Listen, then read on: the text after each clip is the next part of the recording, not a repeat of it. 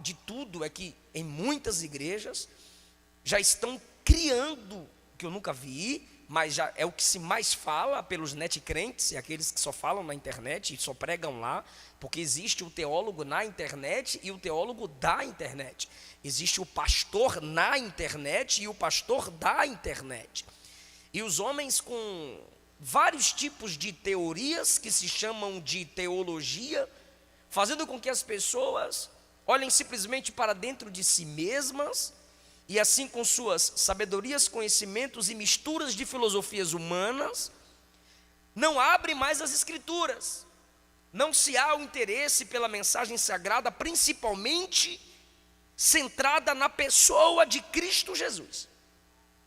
E muitas igrejas, através de falsos ministros e alguns pastores, no afã de encher a sua igreja de pessoas vazias de Deus, pois não se aprofundam na riqueza da palavra, abrem o espaço para esse tipo de gente, que às vezes tem muita fama, mas nenhum conteúdo, não tem nenhum compromisso com a igreja local, não tem cheiro de ovelha, e se alimenta dos conhecimentos humanos e terrenais, e um dos exemplos é o coach na tribuna pregando para uma igreja salva por Cristo, e tal coach nunca ministra para a igreja a mensagem da salvação. Tem o seu valor? Tem. Tem o seu lugar? Tem. Agora, pregação da palavra, se valendo de técnicas do coach, e dizer que aquilo é pregação, é um desrespeito com os verdadeiros pregadores do evangelho, e um desrespeito com a Bíblia Sagrada. Precisamos entender que esses problemas que a igreja enfrenta é realidade, mas não é novidade. O resgate da tradição judaica para os cultos, eu sei que vocês já viram, e eu até evito pregar em certas igrejas, e quando eu prego, pode ter certeza, eu chamo o líder, eu faço perguntas ao pastor. Teve igreja que eu vi, essa eu não estive pregando, o cabra estava no púlpito, vestido como Moisés, com um cajado na mão. O mar vai se abrir aqui hoje. Numa outra igreja que eu preguei, não vou citar aqui o local, porque qualquer coisa fazem polêmica, eu estou aqui pregando, e de repente do meu lado, quando a igreja dava glória a Deus, o irmão tocou o chofar, poró. Falei, Jesus voltou e eu fiquei. Olhei para a direita, era o irmão tocando chofar. E eu disse, é necessário isso? Cheguei lá nele e perguntei, é necessário isso? Está me assustando toda hora. Ele disse, é o nosso estilo, o povo de Deus tinha chofar.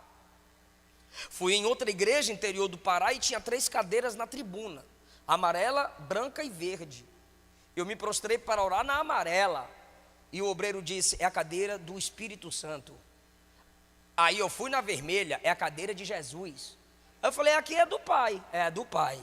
Eu passei a mão na cadeira e disse, desculpa, Trindade.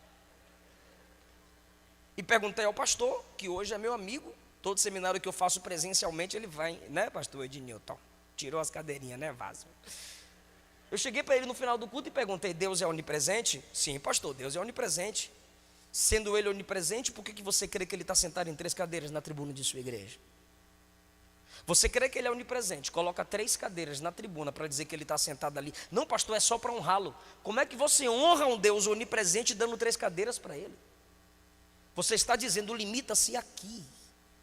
O que é isso? A tentativa do resgate do hebraísmo para as nossas igrejas. Mas a igreja que estuda as escrituras sagradas e conhece Jesus e já estudou Hebreus, sabe que tudo apontava para Cristo e já se cumpriu em Cristo. A porta do tabernáculo, Jesus disse, eu sou a porta. O altar do holocausto, Jesus já cumpriu o sacrifício por nós. O altar de incenso, ele é o nosso sumo sacerdote. O pão da mesa da presença, ele é o pão vivo que desceu do céu. A arca, que é símbolo da presença, ele enviou o Espírito Santo a nós. O candelabro, que é a luz, ele disse, eu sou a luz do mundo. E o santo dos santos, que só entrava o sumo sacerdote, ele já rasgou o véu. E aqui está o sacerdócio real, que a qualquer hora é só fechar os olhos, ou até sem fechar o olho pode orar e entrar na santa presença do nosso Senhor Deus. A gente não precisa hebraizar o culto. O cristianismo é seco. O cristianismo é seco, é enxuto. Não precisa de muitas invencionices, irmão. Não precisa enfeitar. A mentira tem que ser enfeitada para gerar impacto. Mas a verdade, quanto mais simples, ela é impactante. É a preocupação de Paulo para não nos afastarmos da simplicidade que há em Cristo. Então, os gnósticos pregavam a sabedoria oculta nos livros e dizia: se vocês não têm acesso ao conhecimento que estão nos livros, lembra-nos a Idade Média. Se vocês não têm acesso aos conhecimentos escondidos nas profundidades dos livros, vocês não podem ser salvos, porque a salvação vem pelo conhecimento. Eram homens que valorizavam as sabedorias humanas. Já estive pregando em 2 igrejas.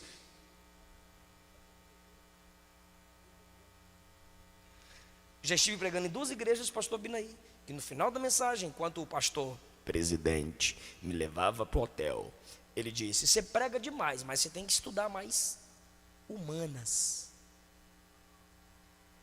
para fazer o povo sentir, arrepiar. E me deu um livro de 500 páginas. Está aqui, ó, para você mexer com o emocional. Pede o fundo musical. E na hora que você subir, o cara sobe com você.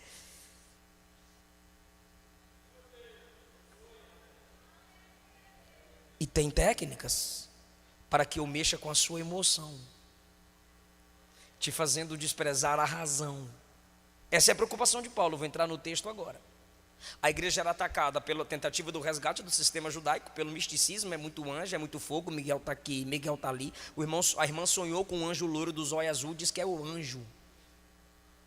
Eu estou vendo o anjo. E a gente tem que dar glória. E se você não der glória, você é frio, você é morto. Estão tentando impor e estão chamando isso de pentecostalismo. Não é. Não é.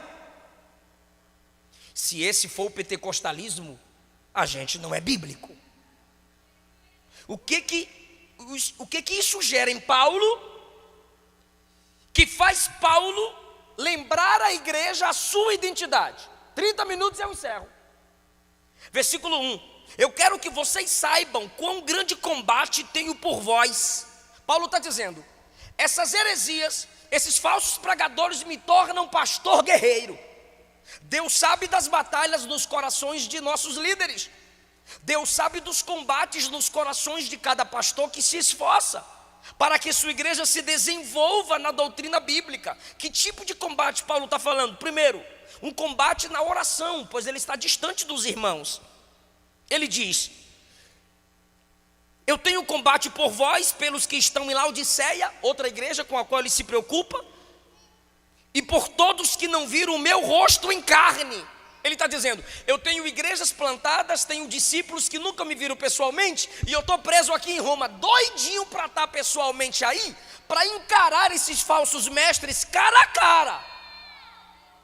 Esse é o combate que eu tenho. Eu estou agoniado aqui, trancado. Daqui a pouco minha cabeça rola.